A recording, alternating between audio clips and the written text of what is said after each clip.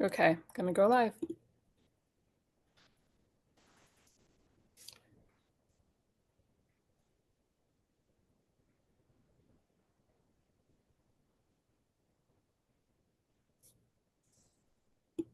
Mm.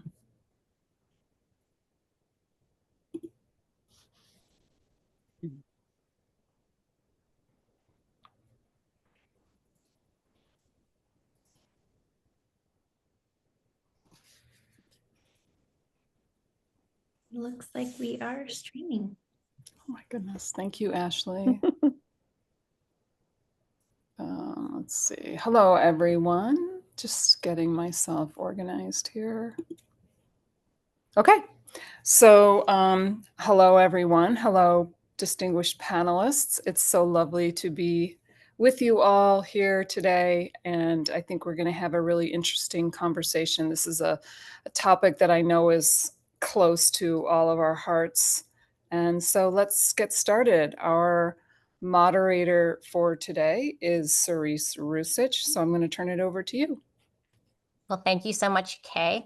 And yes, this is a topic that's very near and dear to my heart. It's connection and community. And so, to kick us off, I'd like to ask each of you the same question, which is when you hear the words connection and community, what comes to mind for you personally? But also, before you answer the question, if you could, do a quick introduction, of your name and anything else that you want to share. So, starting with Ashley. Okay. Hi. Thank you, Cerise. Thank you, Kay, for the opportunity. Linda, always so good to see you on the Me panel. too. My name is Ashley Phoenix. I'm located in the Sedona area. And for me, I mean, community is just vital to my divine purpose. I have a deep, deep desire and a deep prayer for people to gather. And a lot of before I even was aware of my spiritual awakening, I was fascinated with community. My degree is in sociology, which is all about the study of why we gather and how we gather. So I'm excited to have this conversation today. So when you hear the words connection and community, for you personally, how does that, what do you think about? For me, I think of gathering. I think of heart resonance. I think of magnetism. I think of for me when a community is functioning, when gathering and connection is functioning, it makes me think of oneness and completion and unity consciousness. Thank you. That's beautiful. Linda, can you introduce yourself as well? And Yes, my name is Linda Polio. I also live in Sedona, Arizona. And I don't think there's anything more important right now than community and connection. I think that the lack of it is what kind of got us into the mess that we're in right now. And when I think of it, I'm all about frequency. So for me, it's all about the resonance and the coherence that occurs when people come together, like-minded, but mostly more about whether they resonate. We could differ on opinions and what we believe, but if we're resonating, particularly from the heart space, then those connections are almost like a spider's web, and it just helps us connect in many ways. And also, community and connection are not just about us humans, it's also our connection and the community of everything else on the planet. I have a real strong connection to the animals and birds in Sedona, and they are part of my community as well. So I think, yeah, it's really all about how far does that connection go outside of where you are into human and other sort of aspects of what's on the planet. But it's all about frequency for me. so can you describe for us all a moment or image that represents community and connection for you? Well, I think if you get people, even just what we're doing here, but you get people together in a room and you don't have to say anything, really. I mean, we do speak, but I mean, the image I get are people just being in a space together and having a sense of connection without even having to speak, either because they've already done that and they know each other, or they sort of have a sense of who they are. When you have a sense of who you are, it's easier for you to connect with people without speaking. So I think it would be kind of just being in a place without speaking and yet understanding and knowing everything that's in that space with you. Yes, very true. I've experienced that as well Okay. and know it to be true. Um, Kay, can you answer the question also for us? When you hear the words connection and community, what comes to mind for you personally? Yeah, thank you so much. I'm Kay. I'm coming today from the beautiful state of Michigan. I was down by the lake earlier, and it was like the most supple, softest water. It was just so beautiful. So when I think about the connection through community, what feels resonant to me is that there is an allowance that there's a space that allows for authenticity to come forward. So it's almost like it's easier to be yourself. And sometimes we have, we're lucky enough to have that in our families. Sometimes not so much. And so we often, because humans seek authenticity, they then will seek outside connection for that expression.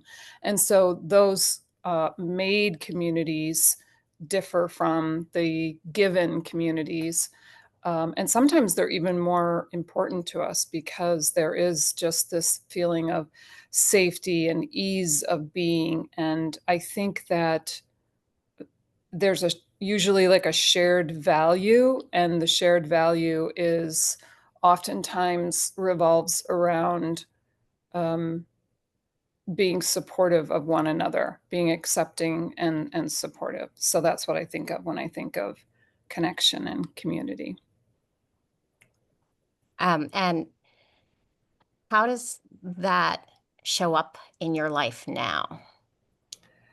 So I think that many of us have had the experience of, at different ages in our lives, being really drawn to our group of friends, like really desiring a group of friends, having our friend group rise in importance in our lives, seeking that out and tending to that. I have found that different, like I have an evolutionary journey with my communities. And so in the past, they may have been based on just proximity, who's in your neighborhood or who's in the group that you're parenting your children with. But as I get older and have been on my path, then the values have shifted, and now I am looking for people who are willing to be authentic and who are willing to be supportive even when they disagree with you. So the first time that I consciously um, sought to create that community for myself was when I opened my yoga studio in the suburbs of Chicago. And the shared value that I established as part of the founding of that studio was that I wanted everybody who came in the door to feel the palpable love and acceptance of the studio. And so that did end up drawing people to the studio. And that's kind of what we based the relationships on. Like, this is a place where this is what we're doing. And so that was the first time that I was consciously involved in creating and maintaining community and enjoying it as well.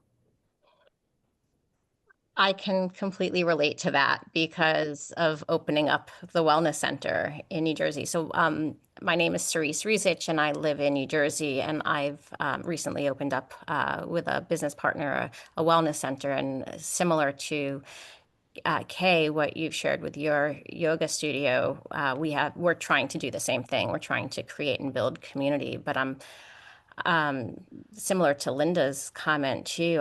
I believe, right now there's no time that community hasn't been as important as it is right now. And so trying to build that in the wellness center, working on a nonprofit to also build community online for people. And as a mom, too, I think, to your comment, Kay, about at this point in life, I think for up until 4 or 5 years ago, I never did anything with connection and community for myself. Everything that I had done was for my kids. And because I was working so much, I never thought that I had the right to do things for myself or find that connection and community. Um, and then when I found it, I realized how important it was, how it was missing. And it's one of those things about like putting the oxygen on yourself first. I need that connection and community, for my own well-being so that I can show up and be the best, version of myself for me and for my family. So I've never realized how important, connection and community really is. And now I just seek it in in so many different ways. I'll take a class and I'll, rip out a piece of paper in my notebook and pass it around and ask everyone to put their phone numbers and emails and, and get gatherings so that, to build that community, even in an organic grassroots way, because I see so much value in it.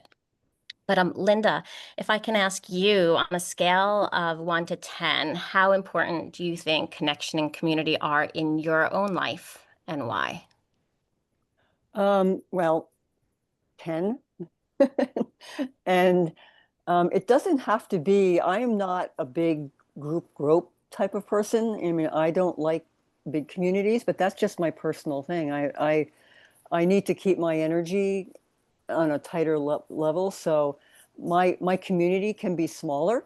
It can be just a few people, but I think community is someplace that we find safety to be ourselves in ways that we can't really be ourselves, particularly those of us that are on this crazy spiritual path that we ended up on. A lot of times we're not really understood by the wider community, the community of our families or the community of our businesses or religions or whatever it is. So usually those communities that we fall into tend to be small, particularly if we move into new areas that not many people inhabit.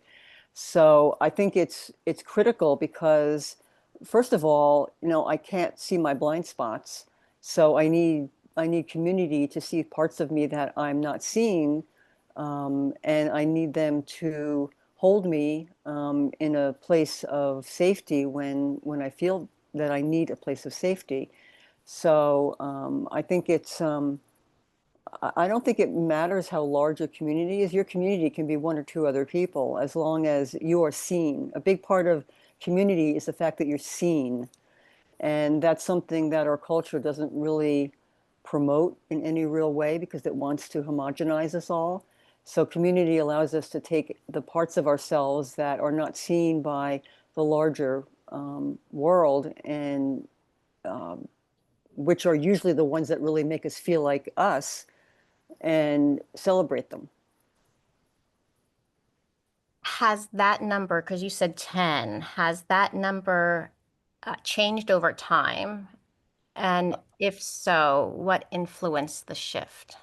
Well, I think I've always been on the loner side. But I've sort of been, it's been unusual because I've always been a loner, but I've always been surrounded by people. I've always had some kind of community around me, but I may not have resonated with them. They were around me, but I wasn't resonating with them. But I'm sorry, I forgot your question. It just went out of my head.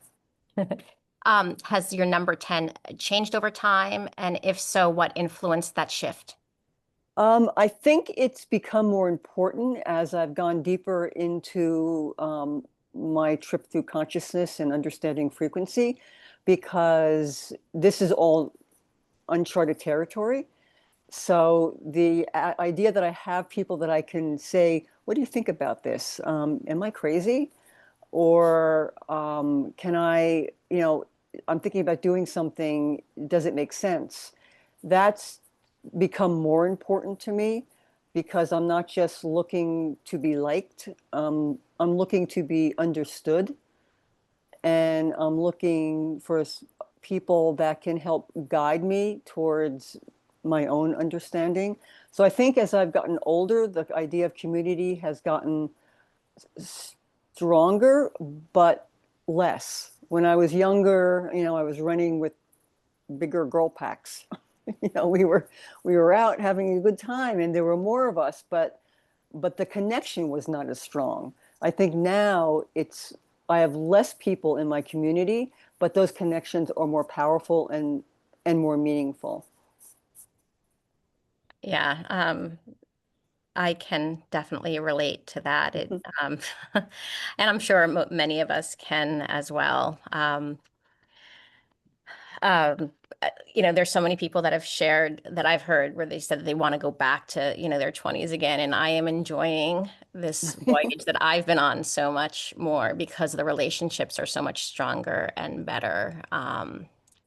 But I mean, everyone to each their own.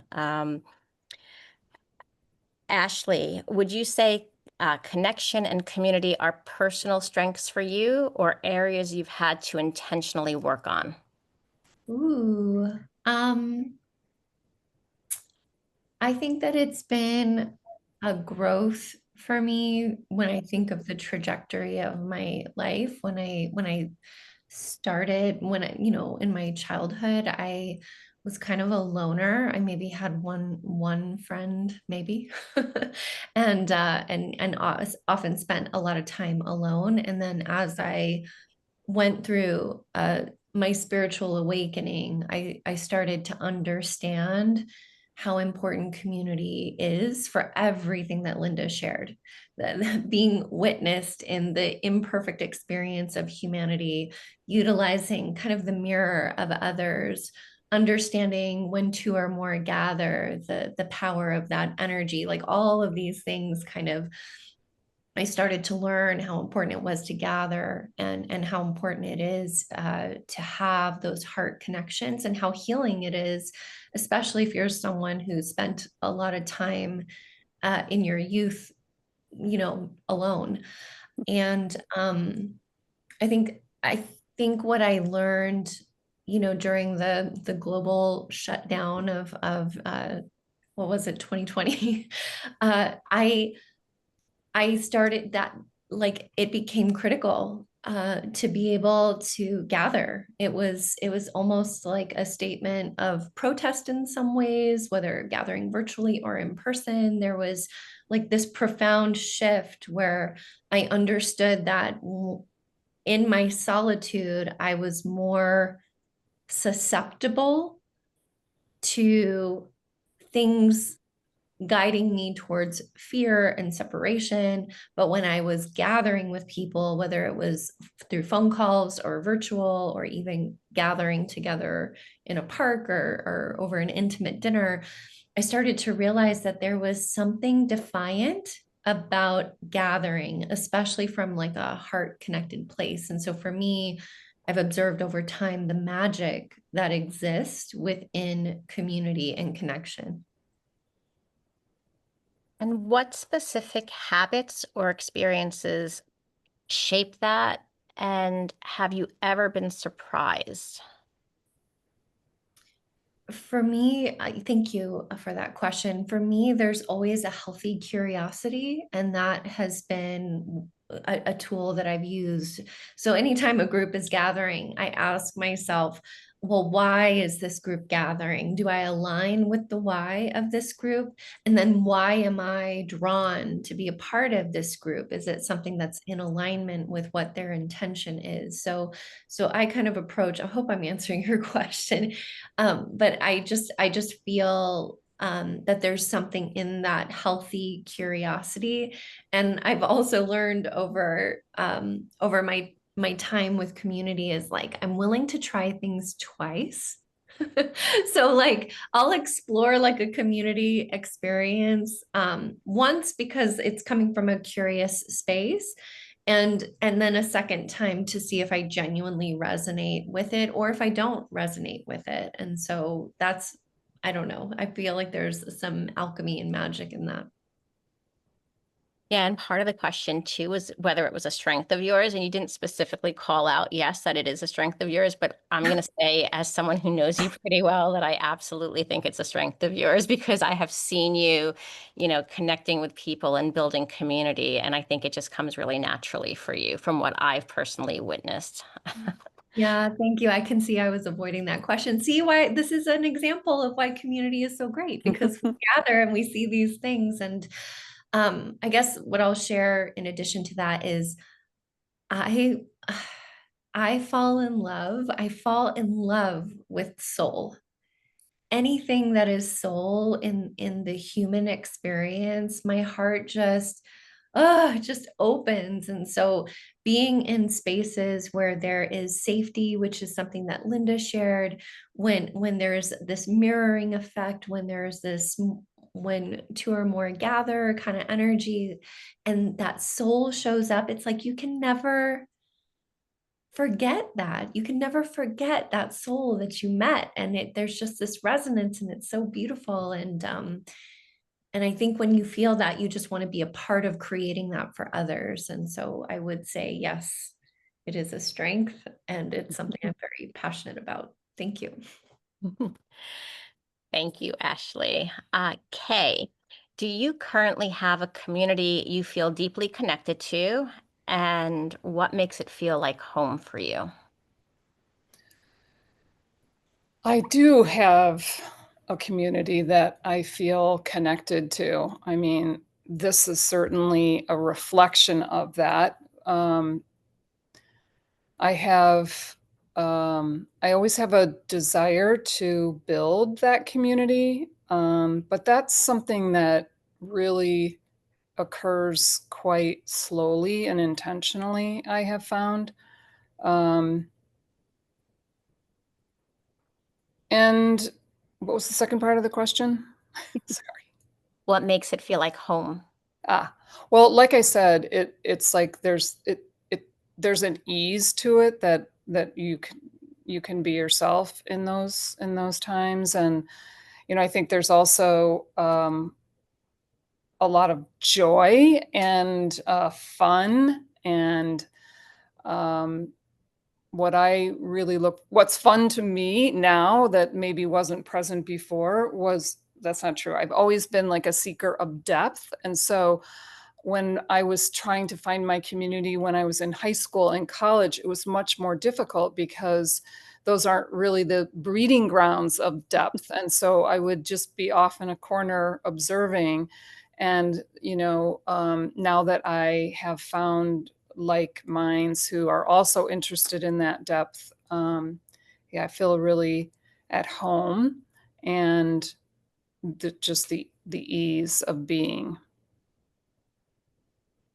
That's beautiful. Yeah, I've had similar feelings growing up and being in different groups, and now the depth of conversations, and to what Linda shared too about just being able to be in each other's company and not necessarily have to speak or say anything, but that there's a comfort in being in that community, and being in a space of oneness Yeah, and comfort and authenticity. yeah, and I just want to add that I feel like we have the capacity to have different communities that serve different purposes in our lives. So, I have this a community of ceramicists who, I don't necessarily share the deepest levels of my longing, but we do talk a lot about glazes and clay and firing temps. And so, I think that we're sort of at this stage where we're learning that our lives are a learning ground for how the family of humanity is meant to work together. You know, it's like you can be part of these larger communities without having to have certain things in place. And then you also have your own intimate little pods where, you know, you can explore the things that are truest to your heart. And I think that we're really learning how to connect on various shared values, you know, even the most basic ones like life. Like here we are living life. And so that's a community. It's a community of life livers. So I have this memory of when I was in my 20s with a friend in Greece in Athens out at dinner, and we saw this couple, and they were an elderly couple, probably in their 80s, sitting next to each other in complete silence. They were not talking to each other. They were smiling. And I looked at my friend and I said, my gosh, I was like, I hope when I'm, one day when I'm married that, I have more in common with my husband and that, when we go out, we're talking to each other. And she said, no, look at the love they have for each other. They are so connected to one another. They don't need to be speaking. And they are just, enjoying being in each other's company, and they don't even need words. They're communicating through their body, through their minds, and and I didn't understand that in my 20s. And I understand it so much more now, that the beauty of being in someone's company and being your authentic self, in community, and the value and importance to it, and also to be in company with people that will call you out and will challenge you and question you and tell you the truth when you need to hear the truth, and be that mirror for you when you need it. And so there's something so magical and beautiful about having and finding those people, and whether it's one person or or more, to have that connection and community with people that can be true, honest, and that you can be authentic with. um, Kay, another question for you. How do you personally build and maintain meaningful connections in your daily life?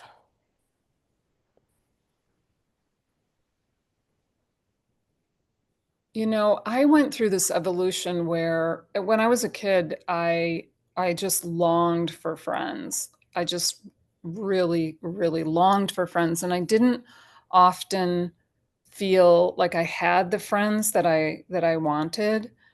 And then I think that there was a lot of insecurity within me of what I had to offer and who I was. And as I became more confident in who I was and more comfortable and more authentic about who I was, I I noticed that people started to be drawn to me. And at one point, I had what I would consider to be a very large circle, and it was so large that I found it to be a little too much. And so even though I loved all of these people and wanted to maintain relationships with them, I found that I had to like narrow the group down so that I could have a more profound experience with my friends. And so I started to become very intentional about who was in my community and the ways and frequency with which I was connecting with people. I still connected with the people that maybe weren't as aligned, but I spent more time and more commitment to connecting with the people who I felt were my core group. And so I think that we have to, there has to be intention and there's effort. It takes effort to maintain any relationship.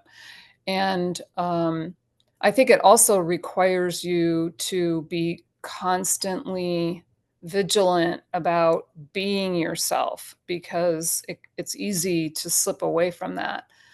And I'm kind of a natural entertainer, so it's a little bit easy for me to just, have people over and keep it going that way. But I still long for bigger, more deeper And I think that's, you know, kind of the way we're moving as we move into a unified state. Are there rituals, check-ins, or activities that you prioritize? And how do you keep those connections strong when life gets busy? I think that when life gets busy is the time to really hone in on the connections, because like Ashley was saying, the it's often the difficult times when we need to lean on our community more. And so I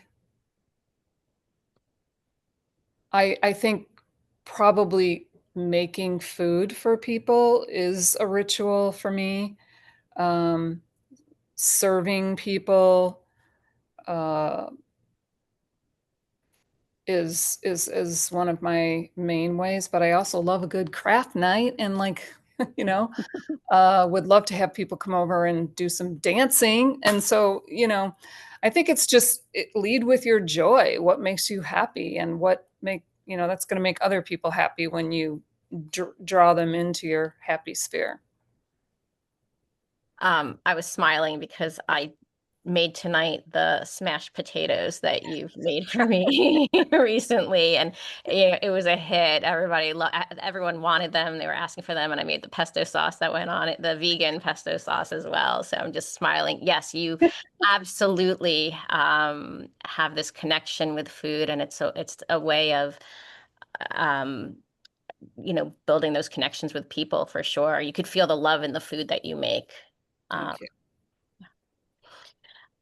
Ashley, can you share a time when connection or community made a significant difference in your life, either personally or professionally?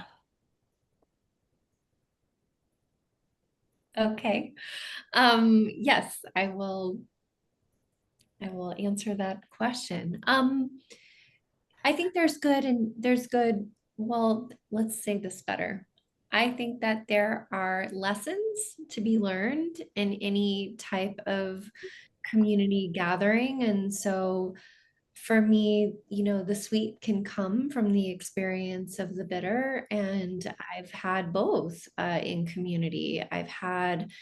Um, I've had experiences in community that have been so focused on separating from collective consciousness and almost becoming cult-like in the way that they've moved about the world and moved in thought and feeling and being, that at some point you start to realize this feels very separate, that this world that we're this collective consciousness that we're trying to save, we've somehow drifted so far apart that we've become almost like our own planet and our own energy that is not making an impact on the larger collective consciousness. And so for me, that sort of separation that can sometimes happen where, you know, you talked about it, Cerise, is that it's good to be surrounded by maybe people who don't fully think the same way that you do, because you can learn a lot about yourself, and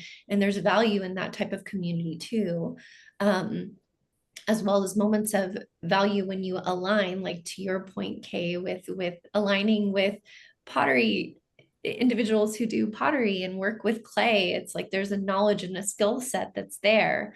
But I think kind of finding that balance, that lemniscate of not going too far in one direction or too far in the other, community really allows for you to kind of find that. And so that's for me how you kind of make the lemonade out of experience, out of lemony sour experiences. And then on the plus side, it's such a profound and beautiful experience to witness human growth, both in yourself and others. I find that in community, one of the gifts I think of community is learning how to actively listen, to actively experience another human's journey, and to um, to allow for that play in exchange, and whether it's energy exchange or food exchange or dance exchange, like whatever the thing is. I think there's something really beautiful about that space of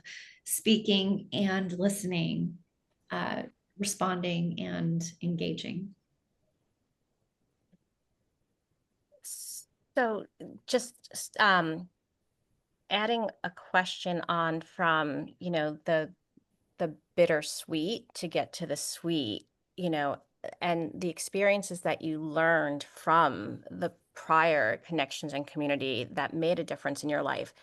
How has that influenced your future choices as you think about connection and community? Ooh, that's such a great question. For me, learning from that bitter experience of overtly following particular constructs without questioning, and almost like a demand for a commitment to certain ideologies.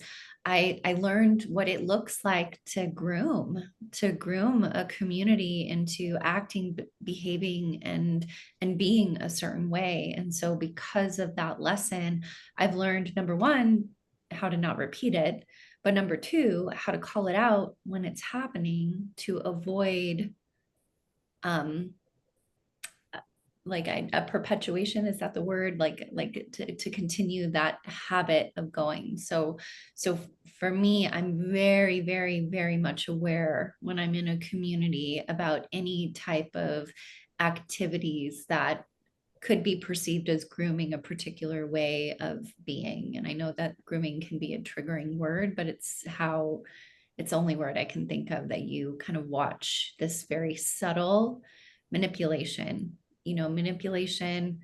No cult starts with the intention of being a cult. It becomes a cult over time. It's when pure intention gets distorted on the path. And so I'm gifted with that opportunity to see when those types of things are happening. Thank you. Linda, can you share if there's ever been a time that you felt disconnected or without community? And if so, how did you navigate that season? Yeah, and I think I had an experience that I think many people can relate to. I was the caregiver for my mother for 9 years. And I was down the rabbit hole, and I was in New Jersey taking care of her, and my community was not in New Jersey at the time. And I was so busy with her that I really could not participate in any community at all on any level because I was just so busy. So I think that was very hard because at the time I didn't have a community of caregivers to understand what I was going through and how to navigate it. So it was a very solitary time, and it was really like a dark night of the soul for me because I was without community, and I was in the unknown, and it was a very difficult unknown. So what I think happens when you're in that kind of position is you begin to create the community of one. You begin to go deeper into your own experience and find, connections in yourself, because you have to go in and you have to find ways of doing things that you don't really know how to do. You have to learn how to navigate emotions that you've never had before. So I think, community goes internally as well as externally. And in fact, I think, the more work you do on your personal community and your own tending your own garden inside of you, the better you are able to participate in any kind of external community. So I think, I think I probably had those kinds of times, throughout my life when I was young. I, like Ashley said, I was sort of a loner. So I didn't really have community to speak to because I was having experiences, spiritual experience, mystical experiences that no one else was having. And I learned not to talk about it. So that again, it was a time of cultivating that inner community. So I think I probably hit that throughout different times in my life in different ways. But when I look back now, they were there to help me go deeper into myself and cultivate what was in there so that I had more to offer when I came out of the experience. Well, I think it's important, and thank you for, sharing and being vulnerable in your share. The importance for people to understand that, being alone is okay too, and cultivating that oneness with Yeah, yourself. yeah. You you're not necessarily lonely. Like I was not lonely, so to speak, but I was alone in the experience. So I think if I hadn't had a connection to myself that I could fall back on, I probably would have been lonely because I would have had no one to speak to, and I didn't know how to speak to myself. I didn't know how to activate that part of me. But luckily, I did know how to activate that part of me, and it was still very difficult. but it helped me when I came out of it be able to support others that were going through that experience, and I'm happy to be able to do that because I didn't have it when I was going through it. So anytime I have a friend going through it right now who's dealing with her family and her parents, and she's walking into the jungle, not really knowing what to expect, and I'm able to kind of be her community through it. And so at least when you go through something like that, you're able to bring it out and do something meaningful with it. I'm glad you mentioned that because I wanted to ask you. My next question is, you know, when you went through that experience yourself, what helped you to re-engage? And were there lessons that you carry forward from that time? Yeah, I mean, I think the one thing that I learned was the level of resilience I had. You don't really know how resilient you are until you're put in a position to have to go through something that you didn't expect to go through and that is profoundly difficult. So I think, I learned a lot about myself during that time. And I think I became more compassionate, even though I was already compassionate and empathic, but I became more of that. And I became more understanding of people's fears and worries and stories. I mean, I think we talk about stories in a very negative way now, but I think stories are important. So if you've gone through something, you need to talk about it. A lot of people, when you start talking about it, go, "Oh, that's just a story you have." Well, yeah, it's a story I have, but it was a story that I experienced, and I need to talk about it to get it out. And I think that's what community helps you do. So, once I came out and I was able to speak about it, it helped diffuse the experience I have, and that's what I hope to be able to bring to other people that in whatever community I'm in is the wisdom that I gained during those periods of time. Thank you. Um, yeah, and my experience too with the wellness center is that people come in, and it's not even necessarily that they want a service; it's that they want to talk, they want to share. So I think there's definitely a huge need for that. The stories that you're talking about and being witnessed. Well, that's why AI is exploding. People aren't using it to make marketing plans. They're using it to speak to because they have no one to talk to because they don't have community that they can be vulnerable with. And I think that took a lot of people by surprise, just how important AI became to people. And I think that's because they don't have community. Yes, very true.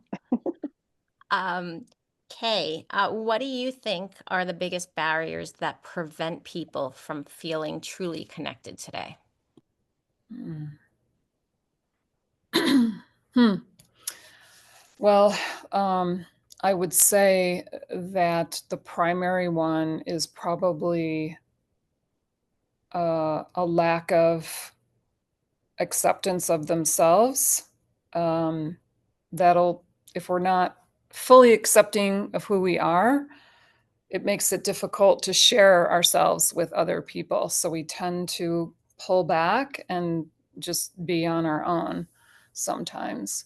And I think that there are, I mean, technology can work both ways, right? It can, you know, we saw during the lockdown that we were forced into technological relationships, and I think that it had both, it had a silver lining. It connected us so strongly in so many ways because we were in need of each other.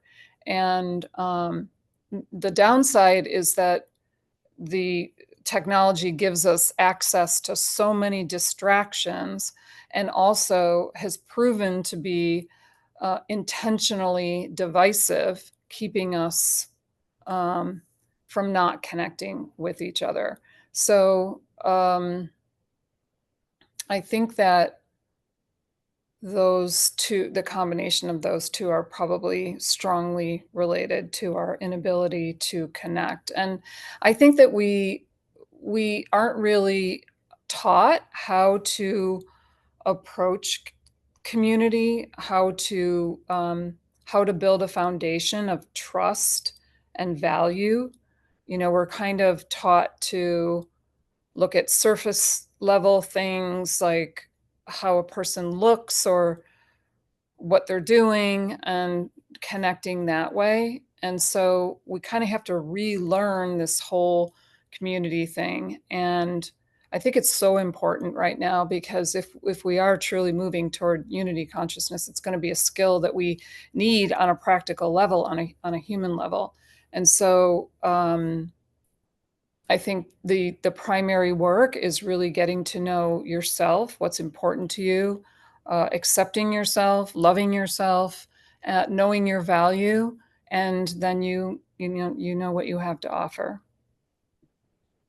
Thank you. You answered my follow-up question. What was that? Well, to give, you know, ways of overcoming and Mm. just Yeah, answer. you know, I've been thinking about that because being in two different locations kind of has made me aware of, I have, you know, spend most of my time in Arizona and I feel very connected to my community there, less so here in Michigan. And so you know, there's a huge level of vulnerability that we have to accept in order to connect with people because it's a risk of rejection, it's a risk of being seen, you know, for the positive and the negative. And so I think that we kind of need to approach the formation of communities a little bit differently and think about what is the deepest, most human part of yourself, and then seek the understanding of the deepest parts of other people. You know, go right for it. Don't mess around with, you know, what grocery store do you shop at, and like, oh, you know, like ask them like what they're longing for. You know, really don't be afraid to ask people these deep questions, and you may find that somebody you never expected is going to be your community. Great words of wisdom. I have one last question for each of you, different questions before we close out. Linda, why do you think connection and community are so vital for individual well-being and collective growth? Well, because we're all one. We are energetically connected. We are part of one giant being. So when we connect to each other, we sort of remember that. And I don't, I think we can remember ourselves in community. I think sometimes better than we can remember who we are when we're alone, because you know we are what we are a lot of what people see us as. We have to spend that time alone so that we know what that inner resident signature is, that one note that's us alone. But everything else in that are basically angles of identity that comes to us from other people. So the more people that we are able to, I mean, and this is just not in community, but I think in general, the more people and the more different kind of people that we have in our lives that see us differently, I think the better, the better it is for building that sense of community, not just the community that is important to us, but that larger sense of community, of that planetary community. Yeah, I think that's it. Great. Well, thank you. Mhm. Ashley, if someone is feeling isolated or unsure where to start, what is one practical step they can take today to find connection? Such a good question. There's a part of me that thinks start simple. Go to the coffee shop and say hello to the barista. Thank them for the work that they're doing, like a simple act of service. Just allowing for that energetic reciprocity to exist. So to me, like if you are feeling isolated, sometimes just that invitation to go outside, smile at a stranger, and just take that teeny tiny step, that teeny tiny baby step of like just feeling energetic exchange. Um, it can be really hard to think the next step is to make a phone call or to reach out to a friend. Sometimes even that is really difficult. Sometimes it's easier to reach out to a stranger, because there's no expectation really of what may or may not happen after that. So that would be my feeling, is like Goldilocks your way into making that call to reach out to a friend. Just go outside and smile at a stranger. Wow, that's beautiful. Thank you. And Kay, what's one intention or vision you hold for the future of community in your own life or in the world? Wow.